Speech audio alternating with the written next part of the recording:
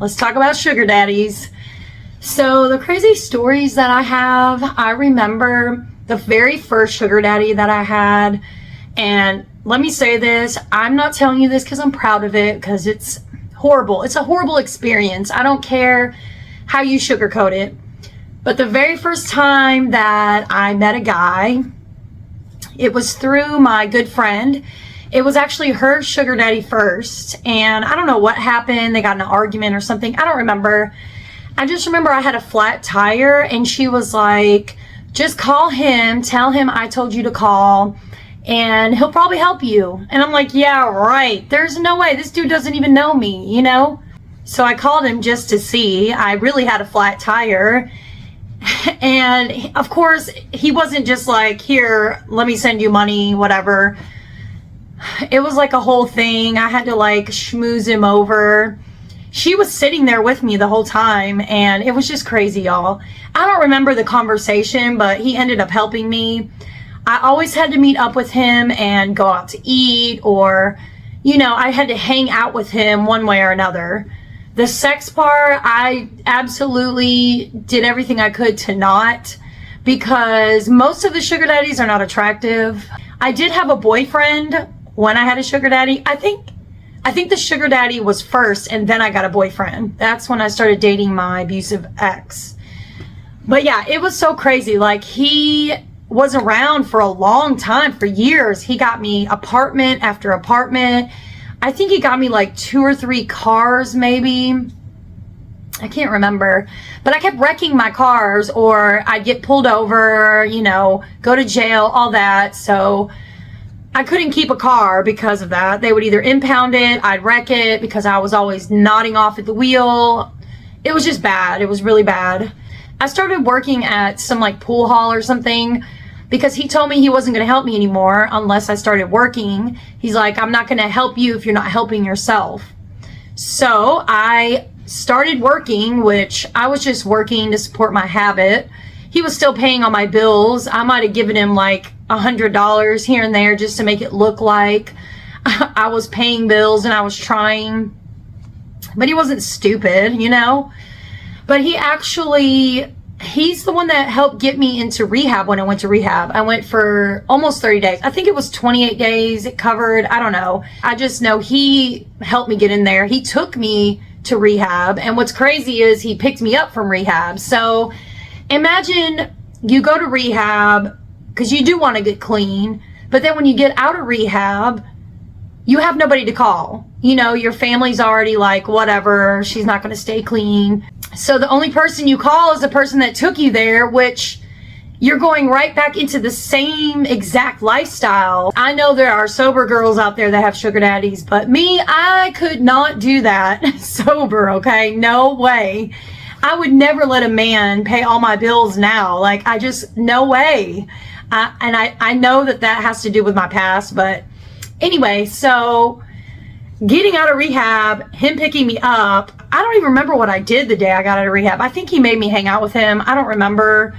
But it was just bad, you guys. I just went right back into the same situation, like dealing with him. He was very, very, like, tried to be controlling. He would just show up. If I stayed at a hotel or my apartment, he would just show up there. We would always argue. And it was me and my best friend. And he ended up not liking her anymore. I don't remember what the whole story was between them, but we both used him for a long time and like played off each other, and he was taking care of both of us. It was crazy. He got to where he was like, if you hang out with her, I'm not helping you. And I mean, it was my best friend. Her and I were friends throughout active addiction, and we ended up both getting clean, but not together. As far as I know, she's still clean. But yeah, that's a whole nother story. How I met her, it was through my dealer. It was just, that's a whole nother story, y'all. But yeah, the sugar daddy, that was like my main sugar daddy for like, I swear, like 6 or 7 years. I don't remember. He wouldn't bond me out of jail. He wouldn't put money on my books or anything like that. He was the type that was like, if you go to jail, you just sit in there. I heard that a lot. I heard that from my family. You know, you need to stay in there. At least you're safe. You got a roof over your head. You know, you're not on the streets. You're not doing drugs. You're safe. So when I go to jail, I'd have to sit, and I don't know how many times I've been in jail. People keep asking me. I honestly don't know. The first time I ever went to jail was driving on a revoked license. I just made a video about that. I didn't even know it was revoked. I got in a car wreck when I was 16, and my mom didn't tell me. I didn't see any letter or anything. 3 years goes by, I get a new car. I'm driving around in my new car, and I get pulled over, and they tell me that, and I'm like, what the heck? So I had no idea that nothing was sent to like my address as a 19-year-old, nothing. From then on, I just kept driving. And of course I get pulled over. I was on drugs and, you know, not driving good, or I was speeding, or whatever I was doing, I would get pulled over. I'm pretty sure at one point the police knew my car.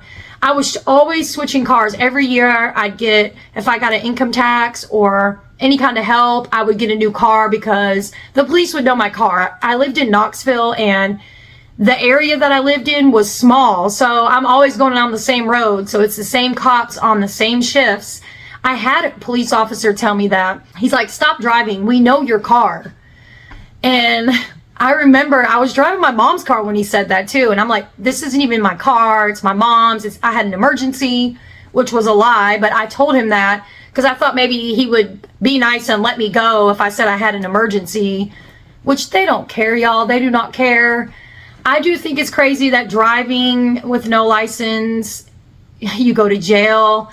And I'll say, I think it was like 3 or 4 times I got pulled over with no license that I went to jail. But one of my charges got dismissed. My public defender, who was actually the only good public defender I've ever had, he told me after I got that last one, he's like, you have to stop driving. If you do not stop driving, this will become a felony and you will do prison time. You will be a habitual driver, something like that. It's an actual charge. They'll send you to prison and you'll never be able to drive again. So that's why I don't drive anymore, because I've already had all the strikes that I can get. The reason why I didn't pay my license back, because I was in active addiction. I couldn't pay all that money. Every time I get pulled over, it was like 4 tickets at once, and each ticket was like at least $150. So I get, let's see, driving with no license. They'd get me like driving without an ID on me, driving without insurance, and then if I was speeding or ran a stop sign, whatever, that's 4 at city court, and then they'd hit me with another one at county court as a misdemeanor driving on revoked. So that's 5 tickets that are at least $150 each. So imagine trying to pay that while you're in active addiction. It was impossible for me, okay? So that's why, you know, it took me some time. I finally got all that paid off. And like I've said, it's just documents. Enough about that. Sugar daddy. Sorry, I just went off the rail there. So I've had other sugar daddies.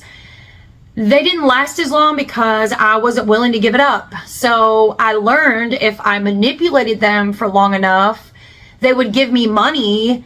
I made up some like sappy story about how, you know, I want to get clean. I just don't know how. And I was living in hotels or in the car. So I would just give them this sappy story, sad story of my life, which it really was sad, but I wasn't saying it because I meant it. Or maybe like deep down I meant it, but I wasn't really ready. You know, like when we're out there, we want to get clean. Like, I really feel like we really want to get clean, but that addiction is crazy like that. It's like in your heart you want to get clean, but in your brain it won't let you. I know it sounds crazy, but unless you're an addict, you won't understand it. It's like uncontrollable, and it's horrible. It's a horrible way to live. The sugar daddy that I have for years and years, I don't remember. I think we finally stopped talking when I started dating my ex. I moved away, and I even tried calling him when I moved to Georgia and stayed with my ex. And he was pretty much like, you know, you made your bed, now you're going to lay in it. You chose that guy, so let him take care of you. Once that happened, I just kind of cut ties with him. I have no idea where he's at now. I honestly don't care. I would never ever put myself in that situation again. I don't recommend it, y'all. All it was just arguing. It was like your worst relationship you can think of. It was more verbal abuse, emotional abuse. What's the worst is when they try to tempt you with money and drugs, or try to bribe you with money and drugs. If you do this for me, I'll give you this. And when you're sick as hell, you do things, okay? I don't judge, and nobody should be judging, because unless you've been there, you have no idea the control addiction has on someone. It is crazy. It's unexplainable. Like, I just remember, dealers would do this to me. Any boyfriends that I had, sugar daddies, when it came to money and drugs, they would like dangle it in my face, tell me you love me, or, you know, come lay with me and I'll give you this. It was just horrible, you guys. It was horrible. I don't wish that on anybody. It's just horrible, okay? It's horrible. I know there are people out there that have sugar daddies and sugar mamas, and they're not even addicts, but I could never do that again. Crazy story. Me and my best friend went over to the sugar daddy's house, and you guys, don't ask me why I did this. I just remember we needed money, and he had like these jugs of change, okay? I'm talking about like the big water jugs filled to the top with quarters, dollar coins, like tons of change. So her and I were like, how can we get this? We can't carry this big old thing out. And he had a few of them. So we were like, well, if we take some, he's not even going to notice it, you know? I can't remember. He left or did something. He was somewhere. I don't remember. And we went and dumped a bunch of change. We had like bags of change and left with it. And yes, he knew. He was like, are you guys serious? I give you all money and I help you and you stole my change? I don't know, y'all. We were just out there. I will say I never like broke into anybody's house and robbed anybody or did anything like that. If I did steal anything, it was at the store. If it was food because I was starving, or makeup, which I went to jail for. I don't know why. I remember I stole nail polish or something. I think it was. I think I've stolen makeup and nail polish. I don't remember, y'all. I was so out of my mind. And I would do it when I had money on me. So I have no like logical explanation of it. There was one time that I was at a gas station to get gas and I needed cigarettes. No, I don't smoke cigarettes anymore. I just vape. I'm trying to quit that. That's happening one day, okay? Baby steps. Anyway, so I go into this gas station. There's a police officer in there. I'm on Xanax, out of my freaking mind. And I'm looking around, like, you know, get my munchie food. I saw some ibuprofen. I don't know what I needed it for, but I took it. I literally stole it. I go up to the front counter, show the gas attendant my ID to get cigarettes. My ID, not my license, to get cigarettes. I pump my gas, get in the car to drive away, and the cop pulls me over. So he knew that I didn't have a license. He saw it. He saw me steal something, and he waited till I got in my car so he could pull me over and get me for driving with no license, no insurance, and stealing at the store. And I remember I had like, I don't know, it might have been like 20 footballs, Xanax on me. I don't remember. And when he pulled me over, I gulped them all. You guys, when I did that, I don't know what I was thinking. I just didn't want to go to prison for pills. I was already on them, and then I gulped the rest of them. And of course, he took me to jail. I don't remember jail like bits and pieces. I remember the girls yelling, wake up, wake up. And I remember hitting my head on the glass because I was so freaking out of it. I was like, boom, like, you know, I don't know how I was alive. They told me that they had to rush me to medical because my oxygen was low and they had to give me oxygen. I almost unalived in jail. I don't remember any of it. All I remember hitting my head and people yelling.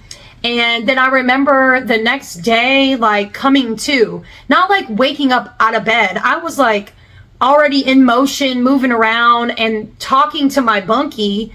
And I came to, and she's like, I'm like, what's going on? She's like, girl, you're in jail. And I'm like, what? She's like, you've been talking to me this whole time. You don't remember any of it? I didn't remember any of it. I didn't know how I got there. I didn't remember nothing, you guys. So when I had to go to my arraignment, it was in front of the judge on a TV screen. They asked me if I understood my charges, and I didn't even know what I was charged with, you guys. I'm like, can you please read my charges? And when he read them, I'm like, okay. I was so embarrassed because he read them out loud and people heard the dumb stuff I did, y'all. What the heck was I thinking? Stayed in jail until I got bonded out. I think my family bonded me out. I can't remember. I feel so bad because they've bonded me out so many times, and until eventually they were like, no, you just need to keep your butt in there for a while and try to get clean. I have so many crazy stories like that, just off the wall stuff that I did that I cannot believe I did, you know?